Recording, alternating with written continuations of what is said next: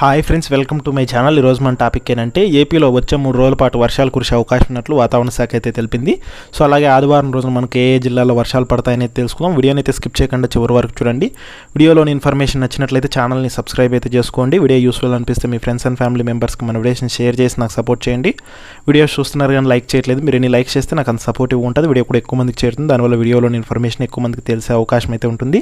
అలాగే వీడియోని హైప్ అయితే ఇవ్వండి. ఇక లేట్ చేయకుండా టాపిక్లోకి వెళ్ళిపోదాం. ఏపీలో వచ్చే 3 రోజుల పాటు పలు జిల్లాల్లో మోస్తరు నుంచి భారీ వర్షాలు కురిసే అవకాశం ఉన్నట్లు వాతావరణ శాఖ తెలిపింది.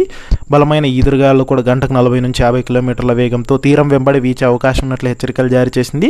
ముఖ్యంగా దక్షిణ కోస్తాంధ్ర పరిసర ప్రాంతాలపై ఉపరితల ఆవర్తనం అయితే కొనసాగుతోంది. ఈ ఉపరితల ఆవర్తనం ప్రభావంతోనే వర్షాలు కురుస్తున్నట్లు వాతావరణ శాఖ అధికారులు హెచ్చరికలు అయితే జారీ చేశారు.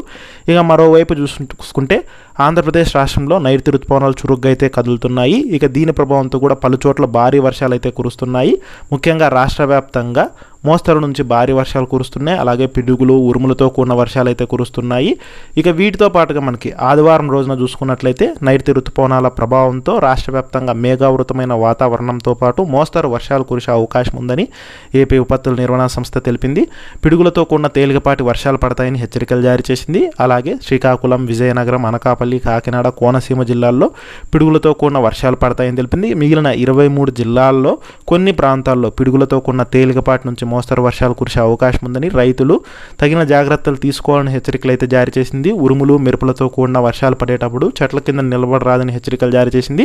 ఇక రానున్న 3 గంటల్లో విజయనగరము, శ్రీకాకుళం, పార్వతీపురమణ్యం, అల్లూరు సీతారామరాజు, అనకాపల్లి జిల్లాల్లో పిడుగులతో కూడిన మోస్తరు వర్షాలు కురిసే అవకాశం ఉందని నర్సీపట్నం, పాడేరు, బొబ్బిలి, పార్వతీపురమణ్యం పరిసర ప్రాంతాల్లో ప్రజలు అప్రమత్తంగా ఉండాలని అయితే కనుక సూచించింది. సో ఇది మనకు అఫీషియల్ వెదర్ అప్డేట్. సో వీడియోలోని ఇన్ఫర్మేషన్ నచ్చితే ఛానల్ని సబ్స్క్రైబ్ చేసుకోండి.